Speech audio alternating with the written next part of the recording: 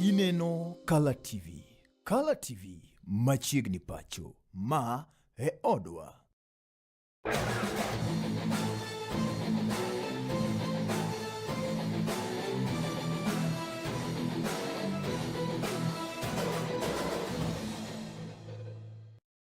Kamara moro mantie janeno mar Color TV en midhiambo ner maber kendo mabende chakore chendo nyeri mano mar Chal Mar Pewe odiochieng' ma kawuono mar wuok tich. En tarik 16 dwe nyeri mar 3/2026.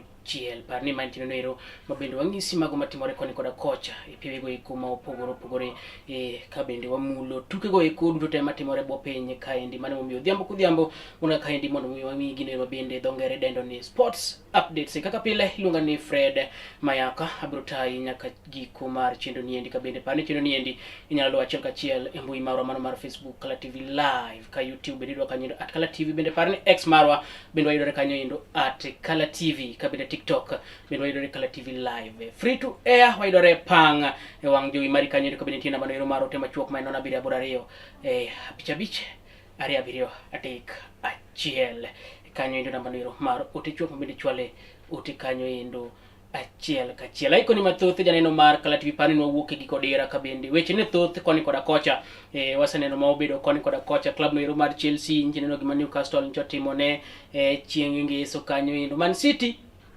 bende chalo ka gima koro ni to wene Arsenal ni next season ni usarita ahinya wang' ni endi chal ka gima next season nyalo bedo no chupo ne jo Arsenal kanyo endo, nikech sani endi chiegni gin mbele go points maingo maromo mana 7 kanyo endo league no ero mano mar EPL. Chalo ka gima gisakaw league no endo. League mapacho ka endi FKF Premier League, Gor Mahia bende sano yaw fuok malach mar points maromo 10 duto bang' ka negido loch margi giko dira ni endi. Club no ero mar FC Leopards maluwogi sani koro giyombo chiegni gi points 10 duto. Ngiso ni chingwe chalo ka gima koth chalo ka gima go kwach, koyo chamo kwach kanyo endo. Club no ero mar Shabana bende weche poko dhigo maber weekends ariyo mokalo kata mana tuke ariyo mokalo chien ma bende gisawito duto wang' wang'i mago kaendi. Tuke go eko mag Safari Rally mago ng'we nyamburko mag Safari Rally mane timore bo mano ero mana Naivasha noruma Yanga nyoro maga achiel kuom weche go ma bende wan go kaendi kendo waikoni mapek par ni nolore Ayanga gi ker ma pacho kaendi kata jatend piny owacho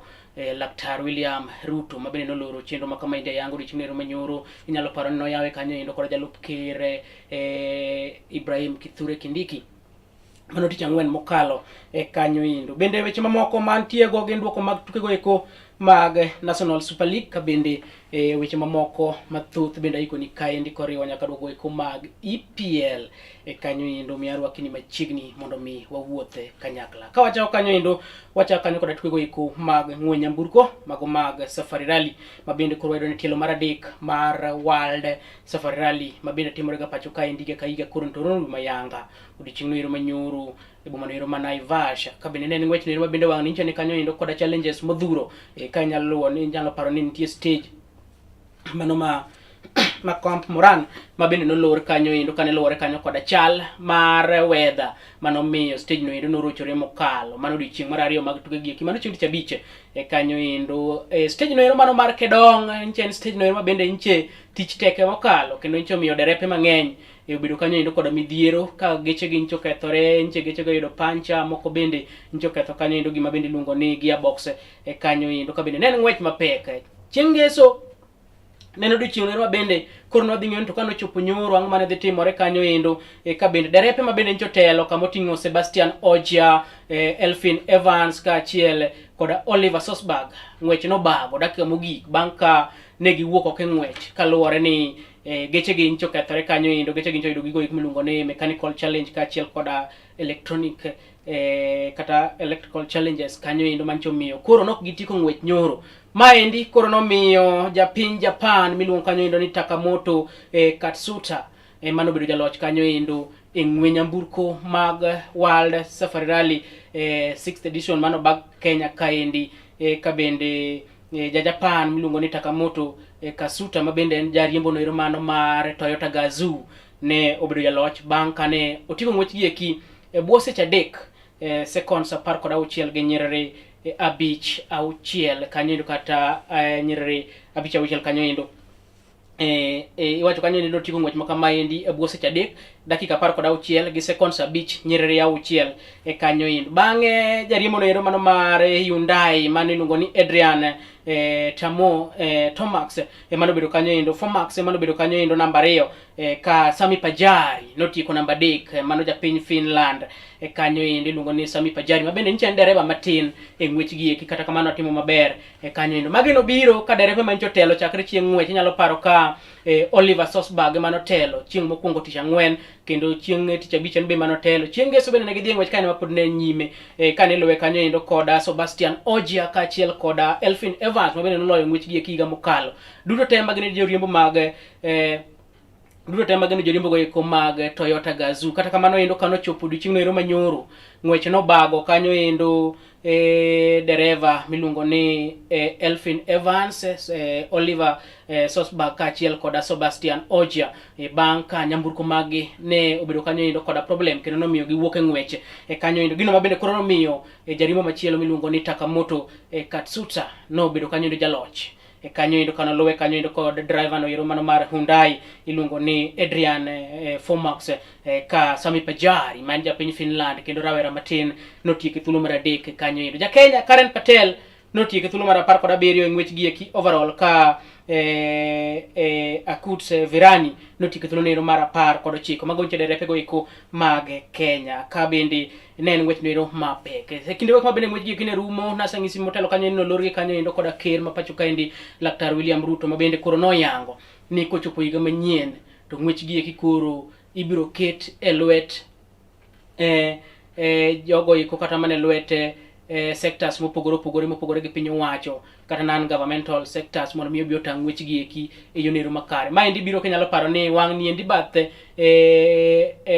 timo ikruok ne ng'wech gi eki nomi kanyo endo non governmental kanyo endo kama inyalo paro ni kembe mopogore nodonjo kanyo endo mar support tuke gi eki kanyo endo. Mago kembe ma ok mag piny owacho ka bende koro Laktar William Ruto noyango ni higa manyien inyalo paro ni Kenya noketo rak koke kendo ni gibiro bago tuke gi eki mag Safari Rally higni 5 mabiro. Manyiso ni 2027 third leg mar World Safari Rally ibiro bag pacho kaendi kendo boma no ma Naivasha kama osebedo kibage chakre 2021 kanyo endo. Mano nyiso ni mano dhi bedo tielo mar 7 mibago tuke go eko pacho kaendi ka bende koro to noyango ni kembe go eko ma ok mag piny owacho ma bende wani koro ni ibiro mi thuolo mar bago ng'wech gi eki e yono ero ma kare. Wawinjani kaka weche ne chalo kaka Takamoto noloso bende Fomax noloso, Pajari noloso, then gi jatend piny owacho ma pacho kaendi Laktar William Ruto bende noloso seche go eko ma bende koro rally norumo ayanga nyoro e boma nero ma Naivasha. For sure, I have to say, this guy always next to me. We're having so many moments, difficulties. Yeah, honestly, few times I felt like, should I stop or not, because I was so down, but this guy always supported me, never blamed me, anything happened. This is why we are here now and we never give up. And especially this weekend also, we had already some difficulties at the beginning of the rally and we are quite far from the front, but at the end we are here. So yeah, thank you for everybody. And Akio-san, I must say, we are here finally, and always thank you so much for your warm support. And yeah, I hope you are having enjoy moment now. And definitely this is not the only one and not the only first one, and it will come more. This is my plan to get more. So yeah, not easy, but I try my best and keep hard working. Thank you so much. Well, it's a big pleasure to be on the podium. It's been a very difficult start of the rally for the Hyundai team, and then as I said many times at the end of stages, I don't give up. It's until Sunday, and it shows that yes, in Safari Rally, it's everything can happen until the last day and the last finish. So actually very pleased. I have to say congratulations to the two men beside me. Yeah, thanks. It's a really a big pleasure to be on the podium of this race. I was not maybe expecting, even we had a really strong Friday, and the pace was really okay. But then also we faced some issues like many of us. So at that moment I was really not expecting to be on the podium, but it feels super nice now back to back to be on the podium after Sweden.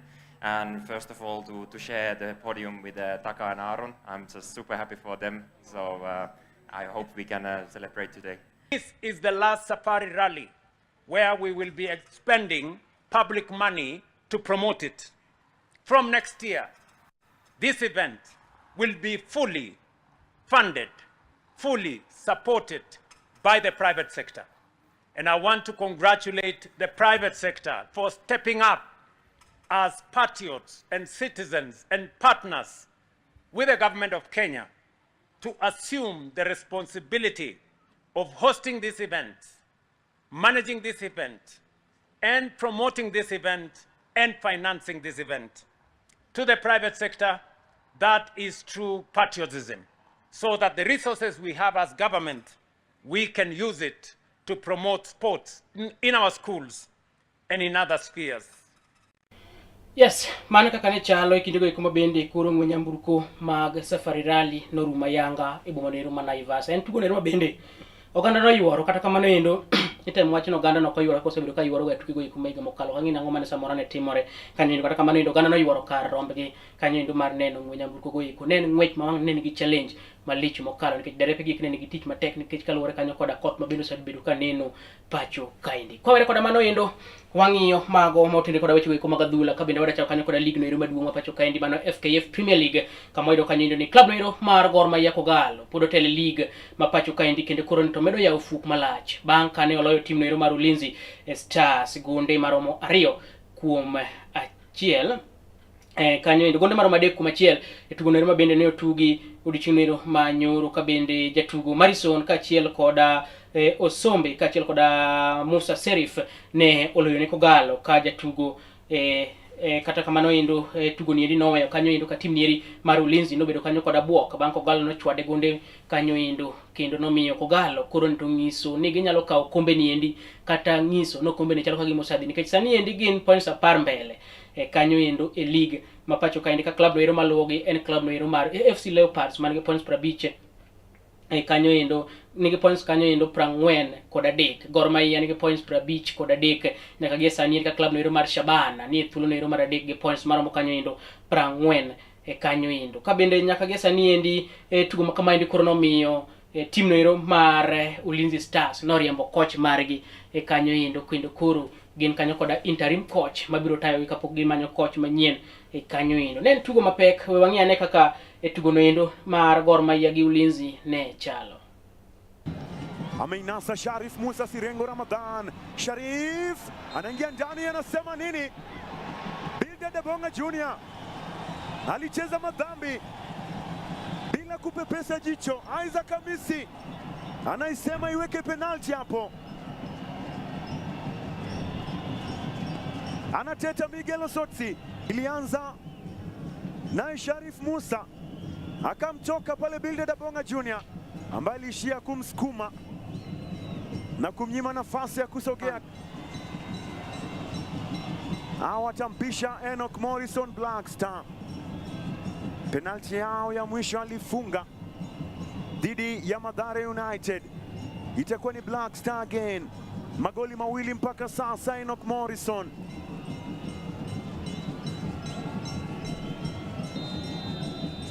Dhidi ya Sylvain Riggs Omondi. Enoch Morrison Black Star. Enoch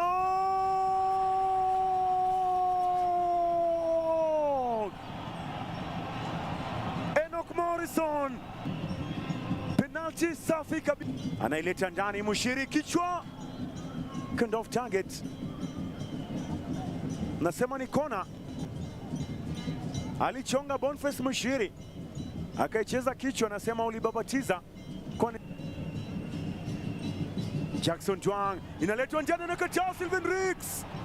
Fanta Kogalo Patrick Sombe. Ekanjum Patrick. Mekataa bado anarudi Kogalo Sharif. Sharif Musa Sirengo Ramadhan. Sharif!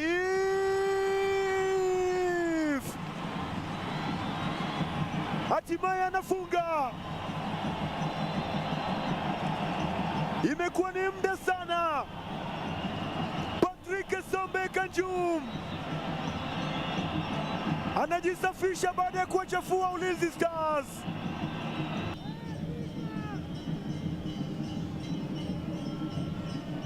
Anairusha ndefu Kapen. Esombe. Sharif!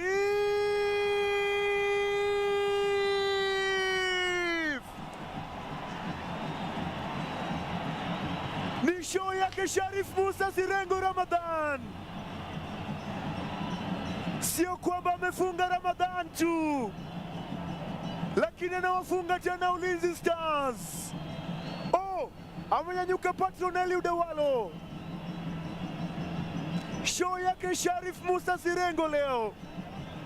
Moses Mushiri, BM10 kwenda kuchonga kona yao ya pili Ulinzi Stars.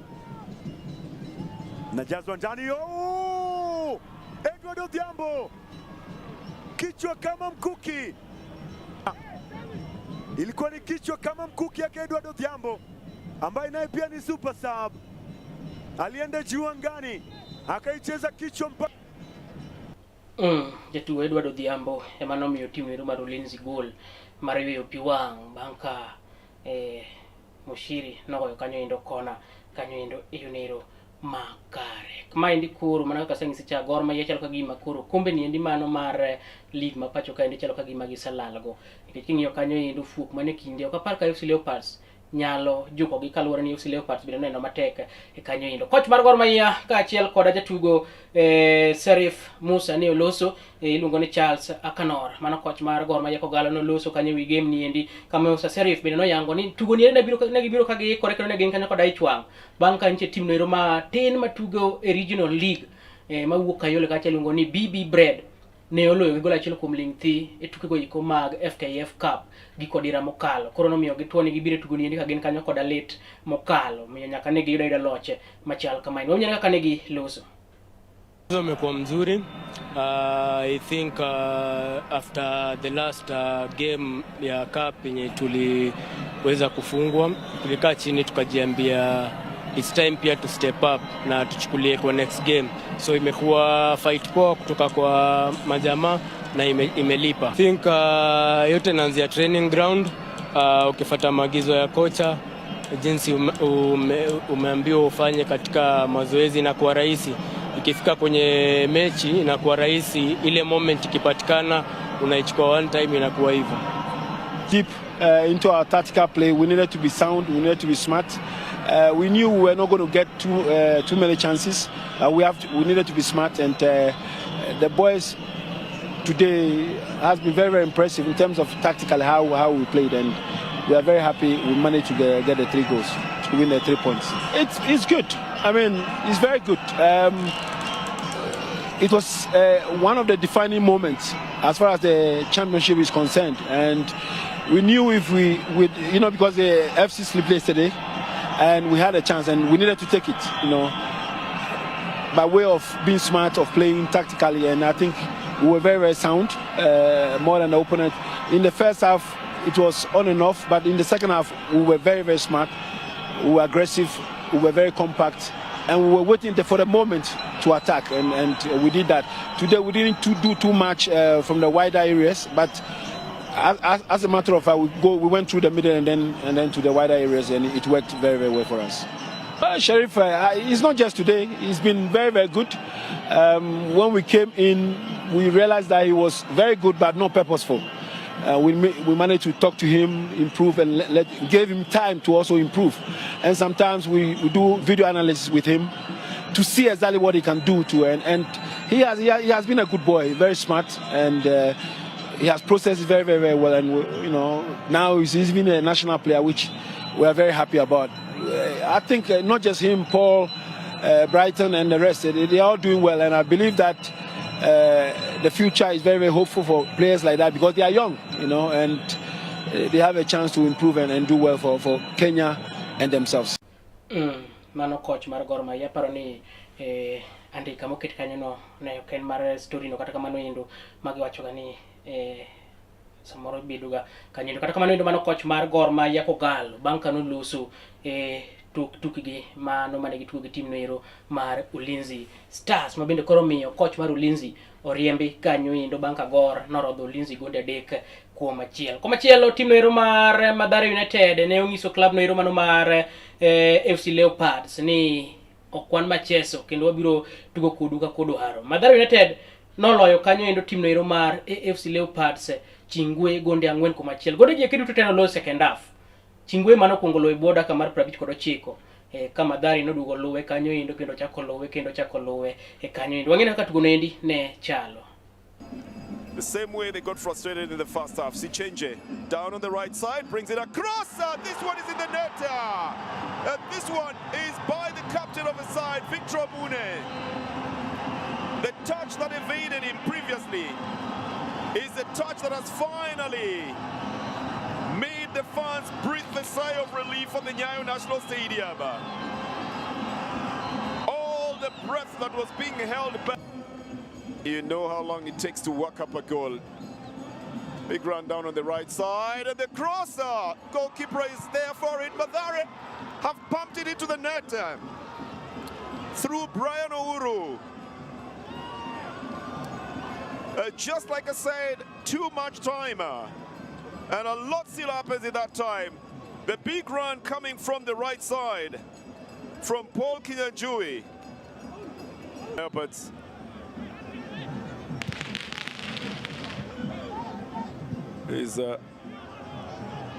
comes to Julius Masaba.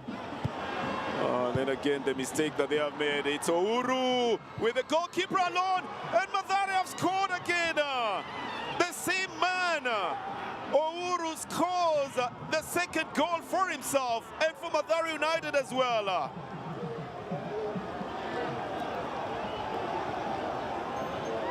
Well, just 5 minutes after he scored the first goal, he ended up from Garmaya as well on his left boot and trying to carve it inwards. Goes for a short one. Kinyanjui has left it for him again. Now it carves even further and they put it in the net. The left foot of Omweri pushes the ball into the net unexpectedly through the defenders as well. And Mathare United again. 5 minutes after, score again. A low one that he delivers. Oh, the clearance. Oh, the defenders just do not clear the ball. And they end up conceding another goal. Ian Omondi, for some reason, was lacking in there.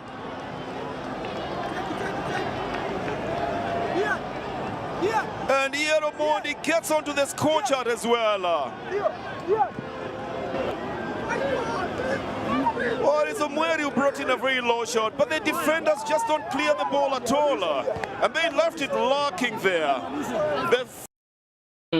Samoro mai manyalo miyo coach mar Harambee Stars ka achiel kod officials weko mag FKF nowuok pacho ka indika dhingi jotugo matugo ne Kenya e pinje weko ma oko. Nikech kinyo ka jobak matugo lig ma Kenya ka indi tugo to nyalo mako dhogi kanyo nikech kata gol no ero manolo team no ero mar FC Leopards gol mar 2 kiani blame jabak kosi blame jagol kam pra loyo ka jagol ochung jobak bedo chung te kata kinyo gol no ero mogik kanyo indo koma chielo team no ero mar Tore Bobe mano team no ero mano mar Shabana ma wuok e county no ero ma Kisii bende koro ne nenore matek bang wito mpich gi mar 2 moluwore kanyo indo bang ka team no ero mano mar Kariobangi Sharks ne rodhe kanyo indo gonde 2-1 tugo no ero bende koro noweyo ka coach mar team ni endi ne yo wang malich mokalo koyango ni jobak mage kendo no siemo kuma achiel kuomgi moyango ni nyaka koro to duok penjo kaluwore kanyo kod tugo no ero mane gitugo wang'e ka tugo ni endi ne ochalo alirudisha ndani tu kumtafuta Humphrey Aroko lakini hakushika mguu vizuri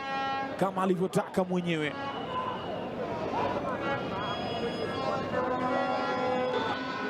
James Ogachi Mazembe narushwa mrefu kuwekesa ameushika mpango mekwenda kuondolewa. Almanusra ya Juma anawavuta pembeni, wachezaji wawili wanamnyemelea. Tayari amepunguza idadi eneo la kati. Faizo upande inafikia kwake Ian Taifa Karani, yupo onside, inaletwa cross Majak. Oh, David Majak Chan Olu anashangaa vipi, ilikuwa nafasi ni labda hakujua lango liko wapi, maana tayari alikuwa amekunja kichwa. Ian Taifa Karani alimimina ndani uzuri. Humphrey. Chenso Gachi Mazembe sasa anaipata Derrick Otieno Mundi kwake Brian Michira, nafasi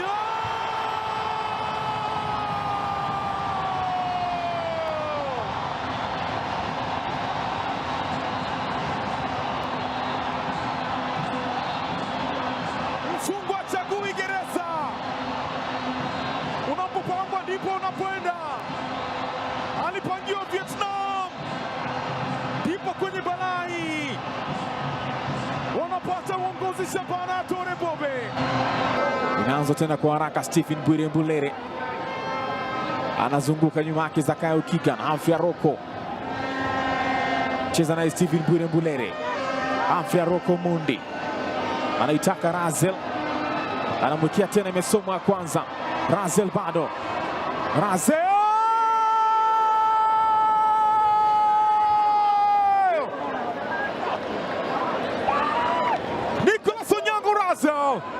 super substitution amenyanyuka. William Muluya youngster amerudisha mchezoni.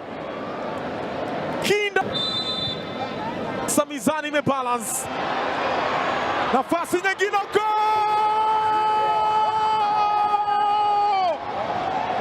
Macvivan Kesa katika ardhi ngumu zaidi anaweka heshima.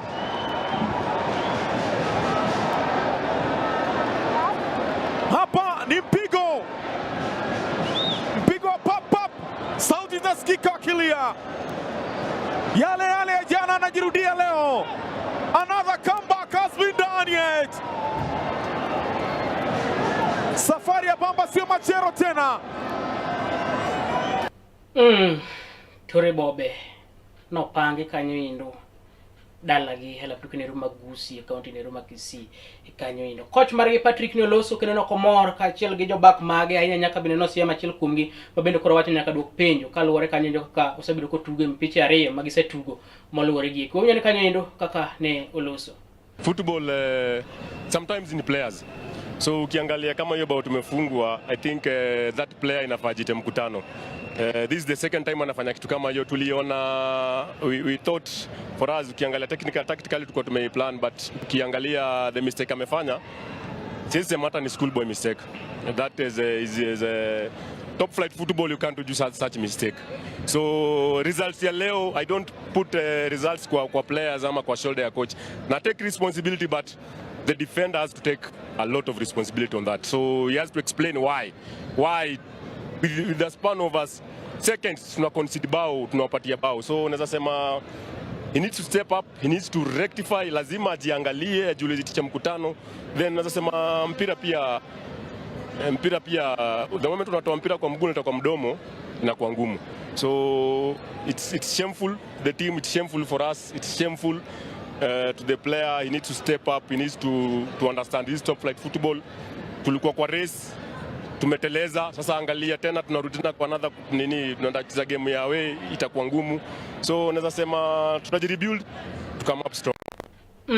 Mane kaka Peter Okidi main coach mar Shabana Noloso kanyo indo. Mana mapio kapo akawiyo kaendi kangisi duoko mamoko tim noero mar KCB ne orodho wuok amodhi gi tim noero mar Murang'a Seal kama wuok achiel tim noero mar Tusker ne ochwado kanyo kaka Mega Homeboys Gondario kuom Lingthi Madhari na sagisi nochwado kanyo indo tim noero mar Leopards guna 4-1 APS Bomet ka achiel koda tim noero mar Bidco United nicho wuok amodhi achiel ka tim noero mar Bandari gi mar Sugar nicho wuok kanyo indo amodhi mar 0-0. Sofapaka koro nito medo sikore ka dhi e lum bang tim noero mar The Nine Boys mano Nairobi United ne chwade kanyo indo achiel kuom Lingthi. Posta Rangers nicho wuotho kanyo indo kuom Jobonde mano Police FC gonde ariyo kuom Lingthi kanyo indo. Mana kaka duoko mag pego mag EPL ne chalo kanyo. Daka wiyo kaendi bang thuolo machuka duogo to ang'isi mago mano timore National Super League then wang'iyo mamoko kapok atieko chenro ni endi. Meda kete kaendi kikidhi mabor.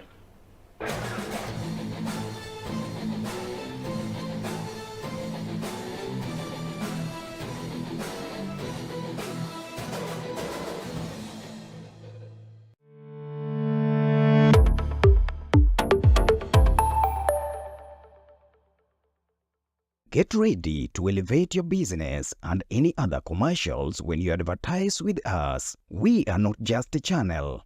We are your gateway to the peak. for we give you the precision and desire to your commercials. Let us be your partner in success, broadcasting your message to thousands of our viewers. Contact Color TV today and let's make the magic together.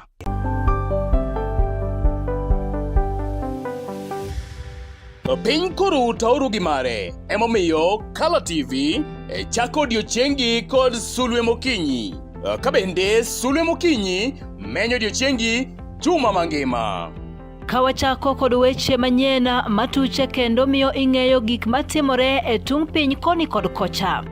Kabende warango kaka odiochiengi biro bedo e futo mar yamo e kor lwasi, nondo mar oboke, chal mar apeyni e kind mamoko mathoth. Bang'e to iyudo twak manimba kod jolony ma opogore opogore kanyakla kod kithor mar weche gweko ma opogore opogore. Wechego mag siasa, twak e weche ngima, somo, ohala e kind mamoko. Ema omiyo wuok tich nyaka tich abich itudori kod an Justus Adoyo kachiel kodaka an Brenda Agenyo saa 12 okinyi nyaka saa 4 onyango mana e Color TV. Color TV machiegni pacho ma e odwa.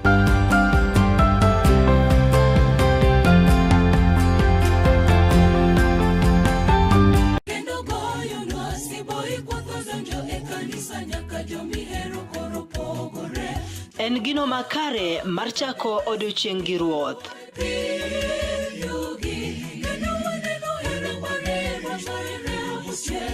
Ka igwedhori gi wendego mag pak masudi machiegni gi ruodhi.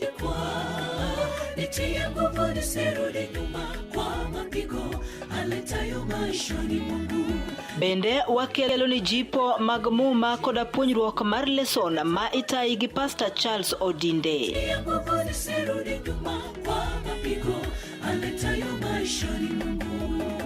Riuri koda an Brenda Agenyo Nyasuba Nyanam e chenro mar sabato maler ngeso ka ngeso chakre saa 12 mar okinyi nyaka saa 3 okinyi to mana e wang' jowi mar Color TV nikech ma e odwa.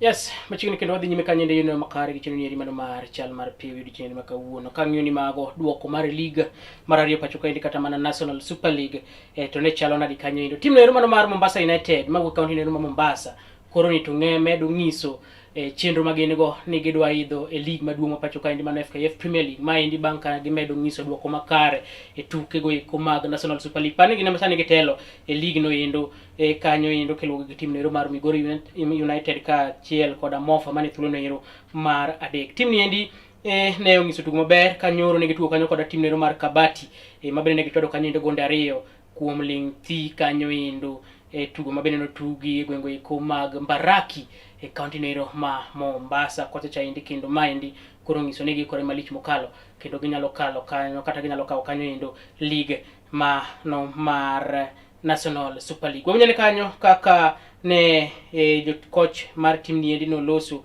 bang tugo ni endi kachiel koda jotugi. So sahi tunaweza sema eti si tuko sawa. Tutafika huko juu.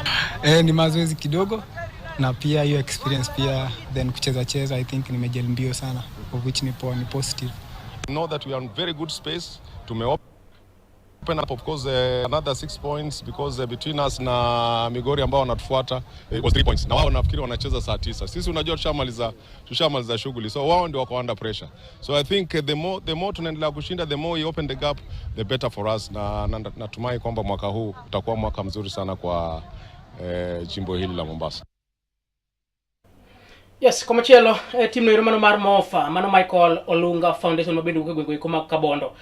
Kocha chaendi ne odhi olimo team no mano mar 3K mawuok Embu. Mabende norodho gi gola achiel kuom ling thi tugo mabende tuga lap tuke no ma Embu kacha chaendi kendo maendi koro nomiyo team ni endi mar Mofa pod odong mane thuolo mar adek tugi eki mag National Super League. Wang'e ka tugo neno ne chalo then wabiro winjo kocha ariyo mag team gi eki mano team no mar 3K kachiel koda jotukgi no loso mano kama oting'o coach no mano mar Mofa Charles Bruno.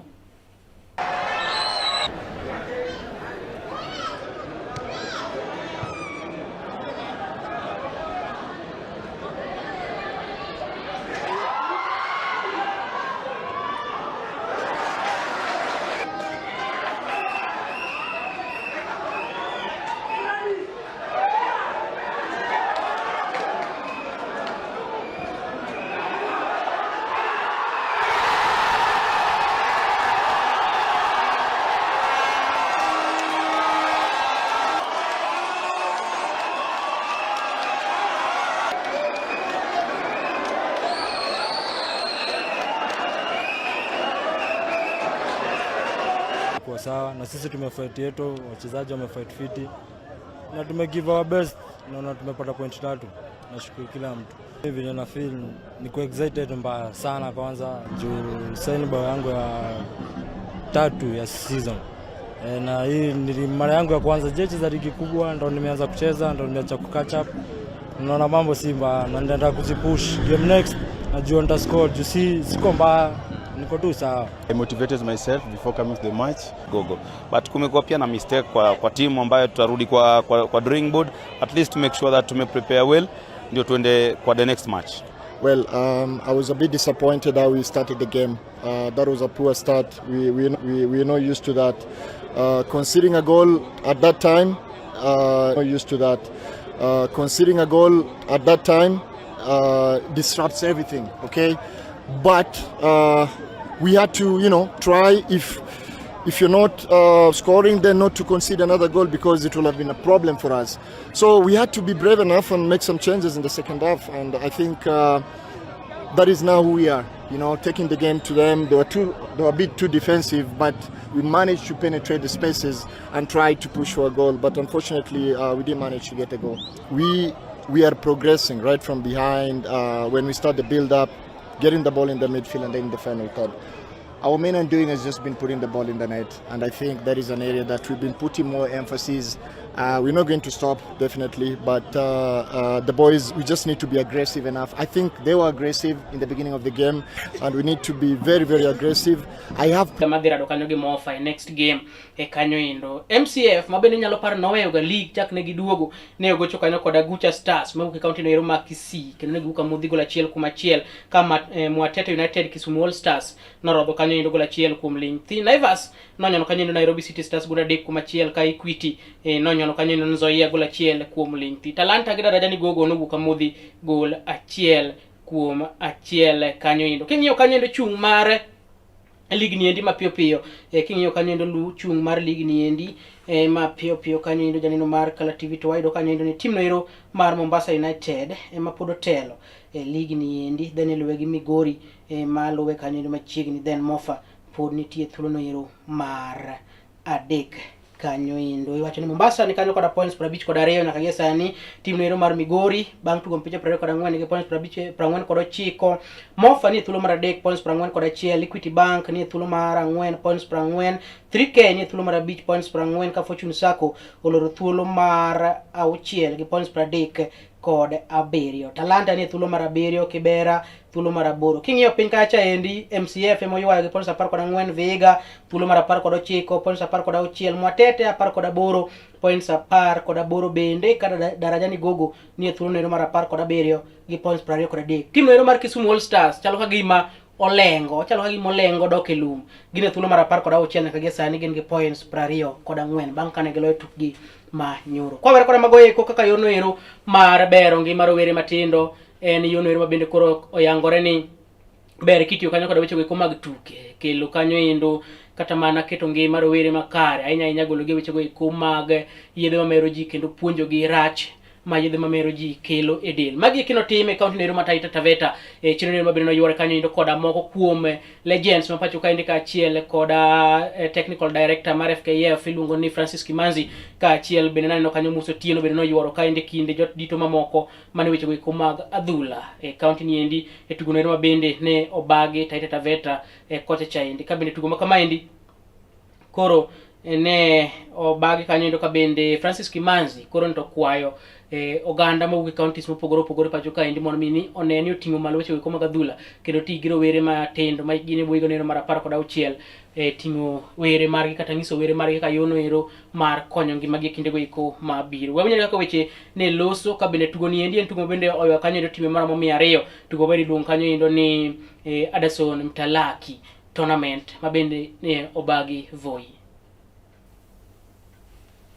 toto kutoka hapa ndio tunajua tunataka kidogo kumobilize watu ambaye wanatupatia kura na tuwaozia sera, lakini watoto vile vile wana influence kubwa kwa sababu ni wazazi ambao watawazindikisha kwenda kwa Hani lungoni Francis Kimanzi coach wa Chal Mar Pewe Stars parne sana tiyo kanyo kaka technical director ching'ne no manyoro tugo mabende noywayo kanyo endo kuonde tiegruok mag jopuonj maro maboro mawuok Kaluo kaendi kata Nyanza kaendi ka bende maendi en ikruok mabedo Asumbi koro ikorego mar bago tuke gieki mago mabiro riwo Kenya mangima kata national level magi tuke gieki mag opira kanyo endo ka bende giikore bende ni gibiro bago tuke go eko mag ng'wech giwacho ni gin kanyo endo ready. Wawinjo kaka ne giloso bang' tuke gieki ne rumo odiochieng' no manyuol.